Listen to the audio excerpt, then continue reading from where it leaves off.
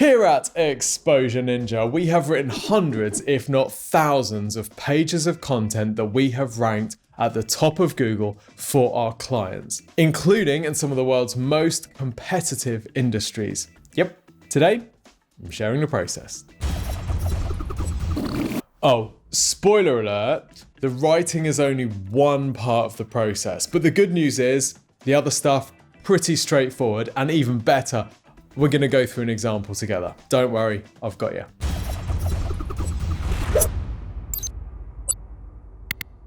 Now, before we get started, let's think about when you're actually going to use this. There are 4 times that you would want to write content that ranks at the top of Google. Let me get my sleeves rolled up. First up, you're going to want to rank your website's homepage for the broadest head terms that are relevant to your business. Second, you're going to want to rank your sub pages. So if you're a service business, the pages for each of your individual services, these will be your sub pages, and you'll want to get them ranked for the services that you offer. If you're an e-commerce company, your sub pages are going to be your product category pages. So for example, the red shoes page that shows all of the red shoes that you sell. Now, ranking your home page and your sub pages is incredibly profitable because the traffic that comes through these sorts of keywords has very high commercial intent, i.e. they are ready to buy. They're searching for what you sell. The third type of page that you'll want to rank on Google are your pure content pages. So your blog, your knowledge base, your content hub, basically the articles on your site. These can be great pages to rank for questions that your audience might have or search terms that are further up the funnel. Now, the fourth type of page that you might want to rank would actually be pages on other people's websites.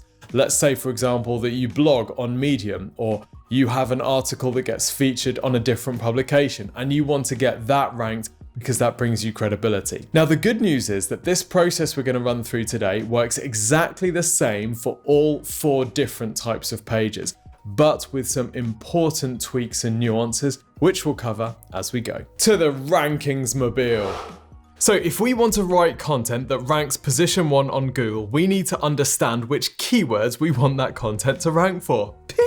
Now, obviously your keywords need to firstly be relevant to your business. Second thing we need to make sure is that there is enough search volume for these keywords that if you do get your page ranked, you're going to bring in enough traffic to actually make money from these searches. The third thing that we need to make sure for each keyword is that the commercial intent is right. i.e., are these people looking to buy? Are they looking for information? We want to make sure that we're giving them the right sort of page of content for their intent. This can feel a little bit confusing, so let's do an example together.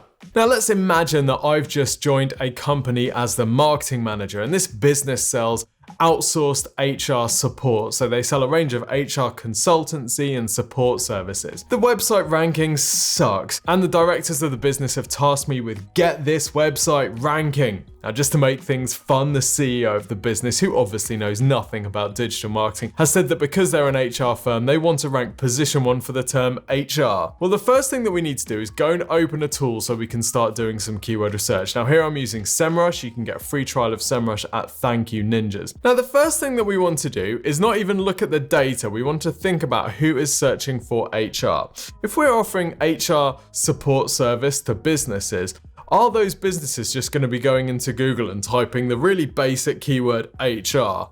Probs not. This is going to be really entry level. This is going to be information gatherers, right? This is going to be people who are very new to the concept of HR, not usually people who are looking to outsource their HR. Of course, there will be some of those folk in this group, but mainly this is going to be a very basic keyword searched by people that are looking for foundational information. So we can see this in the data. So whilst there's a decent search volume for HR in the UK, 22,200 searches per month. And I'm looking in the UK because my imaginary business is in the UK. If I was in the US, I would obviously go to the US and so on. Hey! Thanks, Captain Obvious. But the thing that tells me that there's not a huge amount of commercial intent in this is the cost per click.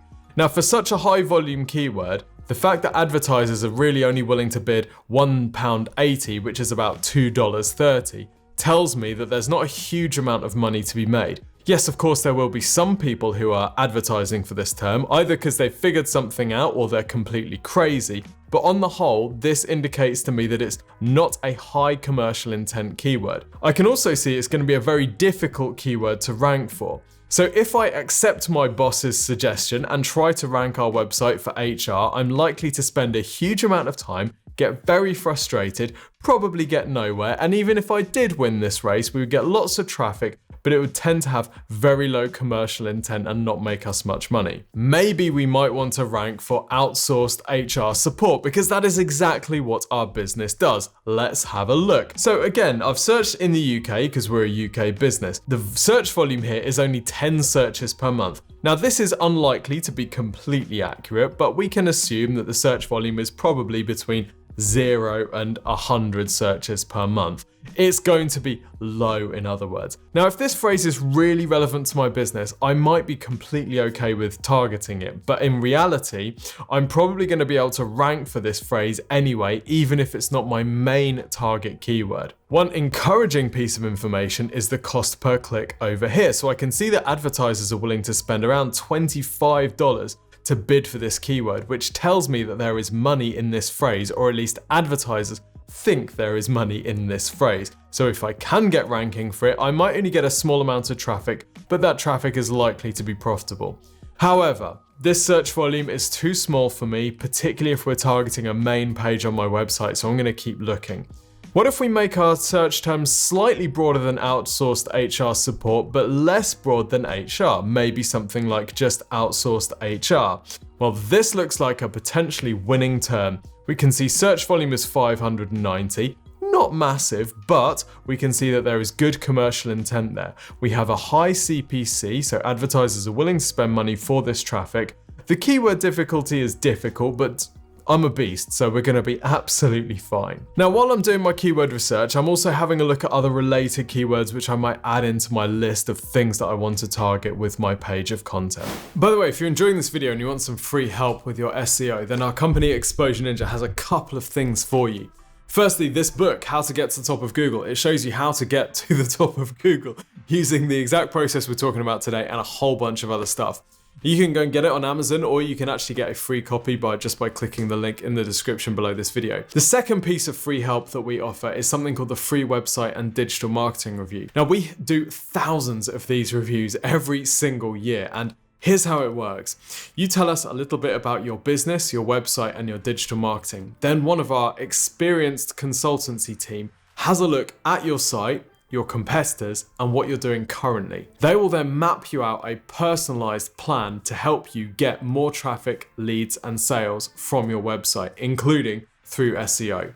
They'll record a 15-minute video talking you through this plan and giving you actionable feedback that you can then go and implement in your website and your business immediately to generate more rankings, more traffic, and more sales.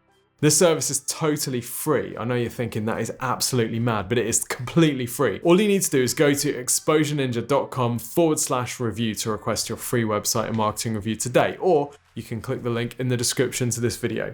So go and grab your book, go and grab your free website review, and let's carry on ranking our content at the top of Google. Okay, so we've got our target keyword for the page that we're going to write. The next thing we want to do is do a little bit of SERP analysis, search engine results page analysis. So I'm just going to throw in the new keyword that we're going to be targeting into Google, and I'm just going to have a look and see what I'm noticing. The first thing I'm noticing is that we've got 4 ads at the top, and they're all using HR outsourcing, outsourced HR, HR outsourcing, outsourced HR. This tells me that other businesses in my industry consider this term to be a good one to advertise against, right? They're all using this phrase. Now, if I wanted to, I could have a look to make sure that these were actually competitor businesses of mine. I'm actually playing in the right ballpark and I'm not playing against a whole bunch of competitors that don't do what I do. Obviously, what I'm most interested in is the organic search results here, the websites that are organically ranking for this term. The first thing I'm noticing is that we have businesses here. That sounds pretty basic, but if I was seeing the first result being Wikipedia, then I might be thinking this is more of an informational term, even if the cost per click is relatively high. But I'm not. I'm seeing actual businesses and business competitors of mine here, so that's great.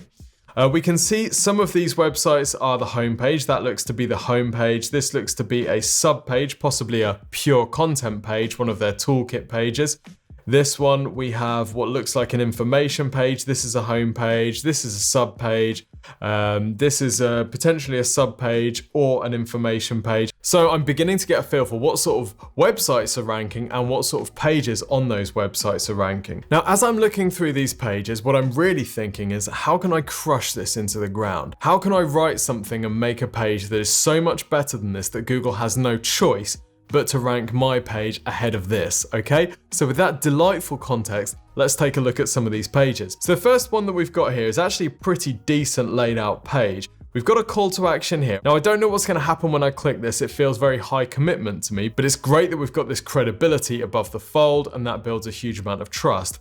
Let's have a look at the rest of the content on this page. So remember that the search term that we've targeted here is outsourced HR. Now, I'm not seeing them use this keyword too much above the fold, if anywhere. So immediately I'm thinking, well, if I want to beat this, I would probably use outsourced HR in my main page heading, as well as maybe some of the subheadings as well. The fact that they haven't got this and they're still ranking tells me it's not going to be impossible to write a better optimized page of content than this. Now, I'm looking at the amount of content on this page and how well optimized it is. We've got some testimonials, we've got some basic info here, but actually this isn't a particularly long page. And what could be happening here is that this page is ranking despite the content on the page rather than because of it. So that's useful to know, but let's keep going. This is clearly an information page, and a boring looking one at that. So if I'm going to try and rank an information page higher than this, for example, let's say I've got a blog post on outsourcing HR, I could definitely make something that is more interesting. However, this is a good article in that it seems to be very detailed, and it seems to be coming from a place of expertise, which is awesome. Now, what would I do if I was trying to rank a pure content page like a blog page or a knowledge base page, and I was coming up against this? Well, I would make my piece even longer. I would have a linked table of contents. I would embed videos and images, and I would try and make my piece even better than this. It would be possible. Now, next up, we have another example of a pure content page. This has a linked table of contents. We do have the keyword in the heading. It hasn't been updated at the time of writing this for a few months. So if I was going to do mine, I might update it more frequently. And I would probably have these already expanded. Again, I'll be adding some images and videos in here to break it up a little bit to make it feel a little easier to consume. There is no call to action on this page. It's basically just free information with no attempt to monetize the traffic. Shame for them, great for me. The next page up on our competitor list, this is another home page. This is relatively poorly laid out. This page appears to be about health and safety. They're certainly not using outsourced HR in their headings. Interesting. They do have HR consultancy, health and safety consultancy, but I'm not actually seeing the phrase outsourced HR too many times. If we just have a quick look, I can see they do use it twice, once in the body copy and once in their menu, but it's interesting that it's the homepage that's ranking rather than this subpage. If I click on the subpage, they actually have a subpage called Outsourced HR, but it has no content, which is why it's not ranking. Now, whatever competitor analysis you do, you're going to see a range of websites just like these. And remember, the thing that you're trying to work out is, how would I beat each of these pages? Now, when I'm looking at these pages in this specific example, I'm thinking that a dedicated page all about outsourced HR would be my strategy here. We're seeing a mixture of home pages with a small amount of content and informational pages with much more content ranking. So I would make a sub page which targets this phrase, but with as much information on as these informational long form pages that I can see that are ranking. I would then use my target keyword in the heading, in lots of subheadings, and throughout the copy, but in a natural way. I'm going to include pictures and I'm going to include videos to break it up a bit and make it a bit more interesting. The next thing that we want to do before we even start planning our article is think about our target audience. Now, it's all too easy to dismiss this step as, yeah, I know my target audience, but actually, this is a really important part of the process. Now, before you start writing for your audience, you need to think about what level of expertise they're at. Are they really detailed technical people that need to see loads of jargon in order to build credibility? Or are they complete beginners in your field who need the basic terms explained because they are new to this space? And if you go all in with your jargon, they're just going to shut down completely and raise the white flag. Now, for my target audience of businesses that are looking to outsource their HR, I'm going to guess that there's probably a minimal level of HR expertise, otherwise they might have someone internally already this is probably a business that is starting to grow and needs HR support, but doesn't yet have the size that warrants a full-time HR person. So if I'm going to write for this audience, I'm going to make sure I'm using plain English and I'm not going to technical jargon. We also need to think about what are the pain points in your audience? Why are they looking for a solution? Why are they reaching out? What are their motivations? What's the goal that they're striving towards? You need to use these in your copy in order to elicit an emotional response from people and actually get them to buy. And on the topic of getting them to buy, what would a good call to action be for them? How could you take them to the next step in their relationship with your business, whether it's becoming a lead or buying a product from you? Your call to action shouldn't be an afterthought. You want to build your call to action into the copy in your website and be constantly referencing it, focusing people and telling them to become a lead or buy whatever it is that you're selling. We have other videos on this, so I'm not going to go into too much detail, but you can take a look. The final step before we start writing is to create an outline.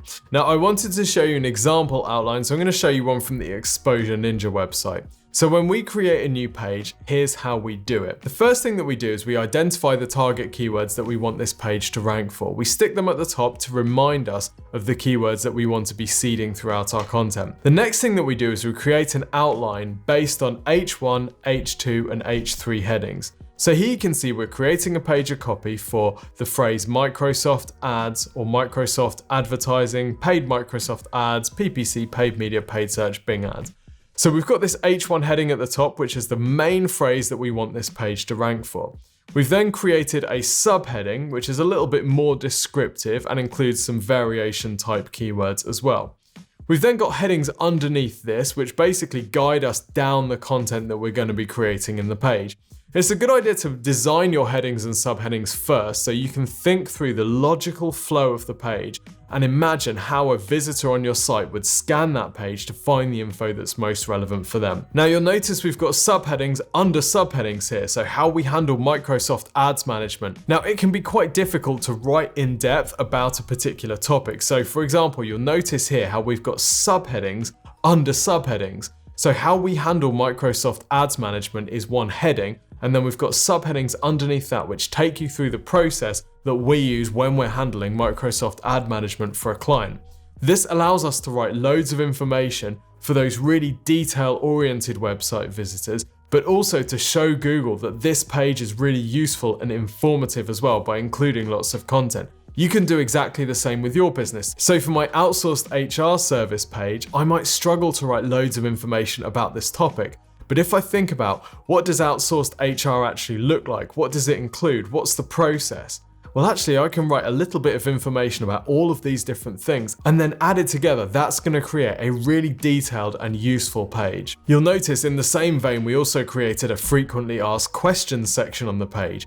This can be a great way to use your audience's language and then answer each of those questions that they have. So whatever questions or problems or objections your audience might have, you can put them in your FAQs on this page and then answer them in detail. Fantastic. Again, it allows you to create more information on the page, and there's even a chance that these can get ranked in featured snippets as well.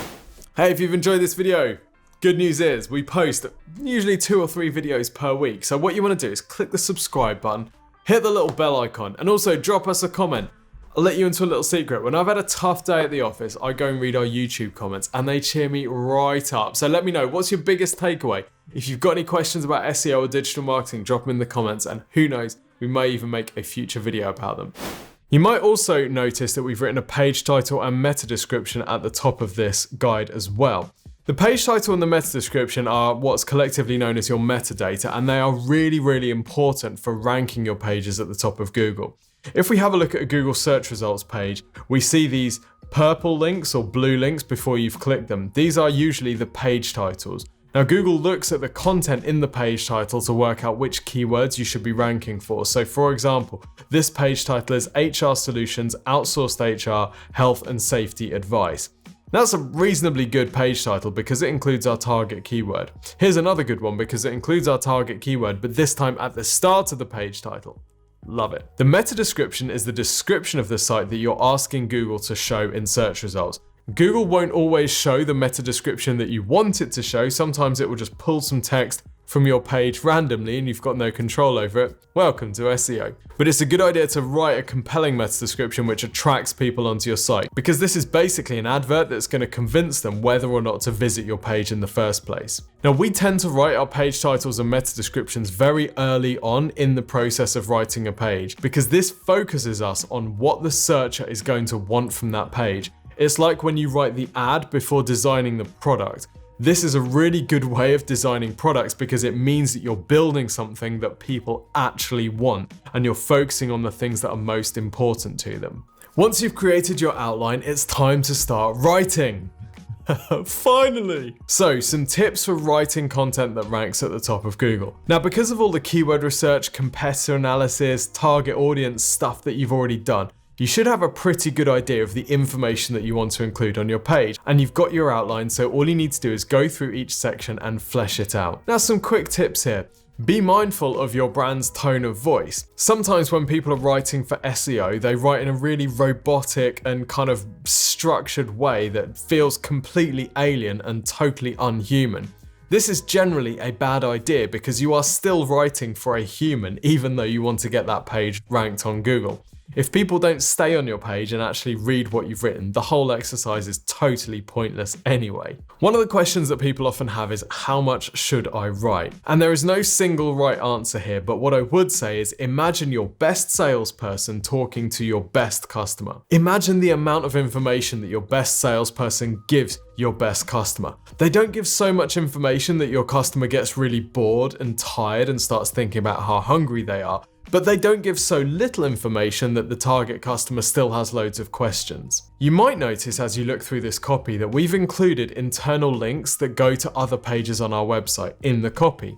And this is a good idea because if somebody wants a bit more information about that particular service or that particular phrase, they can click through and go and find that information. And if you do ever include external links, i.e. links to other people's websites on your service or subpages, for goodness sake, make sure they open in a new tab rather than closing your website down to go and take your visitor on a journey somewhere else. Once you've written your copy, you're of course going to want to get it edited and proofed. We run everything that we write at Exposure Ninja through our editorial department, and we would not live without them. Trust me, I've written 5 books and I can tell you it is impossible to proof your own work. And of course, Google is unlikely to rank poorly written copy with spelling or grammar errors, and people just don't trust that stuff anyway. Once you've written your copy, it's time to add in the images and videos as relevant.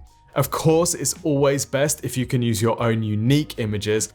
Stock photos mostly look like stock photos, so if you can get your own images shot, then that is so much better. And it's the same with video. Now, you might have dismissed the idea of embedding a video in your page as too much work or too annoying to do. But can you create a video of each of your pages? We do this at Exposure Ninja and we find it works really well for 2 important reasons.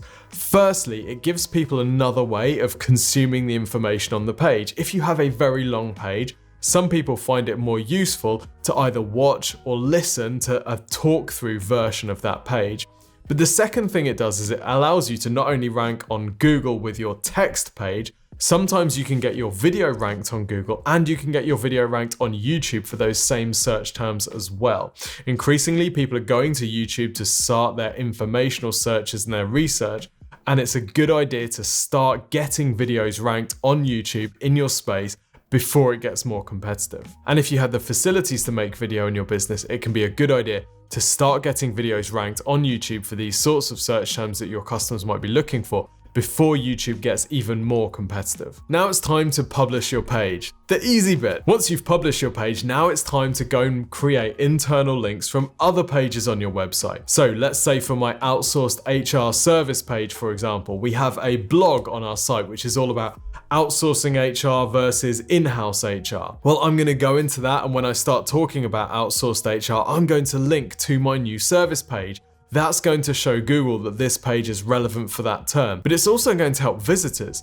If someone has come onto my site because they've searched outsourced HR versus in-house HR, they're in the early stages of the funnel, they're in the research phase, but maybe they've made up their mind that actually outsourced HR is the right choice for them. Well, they'll be able to Click on that link, come through to my outsourced HR service page and convert to become a lead for me. You'll also want to think about how you can get links from other websites pointing at your new page. This is a really powerful way to increase the ranking of your page. We do have other videos on how to get links, which we'll link up somewhere around there and in the description as well. But for a B2B service company like the HR outsourcing firm that we're using in our example, the sort of links that are going to be most powerful are links on trade journals, trade type sites, trade magazine sites, all about HR, people management, and that type of thing.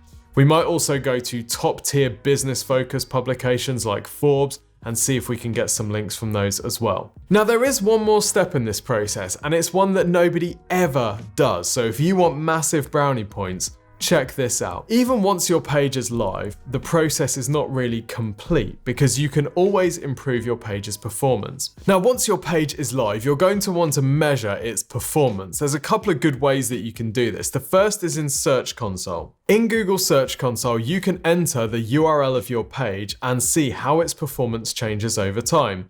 You'll be able to see how many clicks it's getting, how many impressions it's getting, what the average click-through rate from search is, and the average position on Google. For example, this page here has seen a bit of an increase in ranking since we refreshed the content.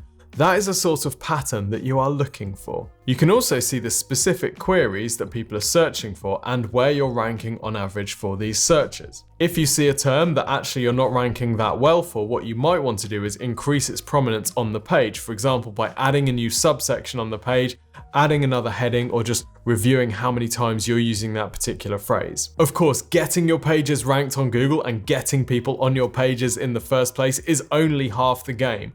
All of this comes to nothing if you're not actually turning these people into leads and sales. So the other way that you'll want to measure your content's performance is in Google Analytics.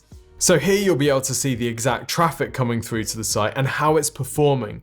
You're looking at things like bounce rate, what percentage of people are landing on the page and leaving without taking any further action. How many pages per session are they viewing? So in this case, people are only viewing 1.27 pages per session, meaning that most people don't actually go on to view a second page. So maybe I want to review the number of internal links I'm using, or maybe I want to create a related article which I could link to people halfway down the page, so if they're getting a bit bored, they can go and look at this other piece. My average session duration at 5 minutes is not too bad, so that shows that people are reading through the info on the page. If this was really short, what I might be doing is reviewing how boring does my page look. Are people landing on this page and thinking, I just cannot face reading this stuff, and they're leaving? Then you might want to add some more subheadings, some images, some videos to make it a little bit more sticky. But really, where you're going to make money from your content is in the conversions. What percentage of visitors are landing on this page and turning into leads or sales? This conversion rate here at 0.58%, I would say, is on the low side of typical for an informational page. Of course, ranking your pages and getting traffic onto your pages is pointless if you're not actually turning that traffic into money for your business. So the most important metric is how many conversions you are generating from each of these pages. This is obviously going to depend on what you're asking people to do. If you're giving them some free information, you should have a higher conversion rate. If you're trying to sell them something expensive and you're not doing risk reversal and all the stuff that we talk about in our conversion rate optimization videos, then you're going to have a much lower conversion rate. My final piece of advice is to set a date in your calendar 12 to 18 months in the future where you're going to revisit this entire process for your page. It's worth rechecking everything from keyword research to competitor analysis every year or so, depending on your market, because these things are often changing. The terminology that people use changes, your competitors are being a bit more aggressive, and you want to make sure that you are always one step ahead of the rest. So I hope you found this useful. If you want to read the blog post of this video, then go and click the link below. Also, don't forget to request your free website and digital marketing review from the team here at Exposure Ninja. Go to exposureninja.com/review or click the link in the description. Thanks for subscribing, liking this video, drop us a comment to let us know what your biggest takeaway was. See you next time.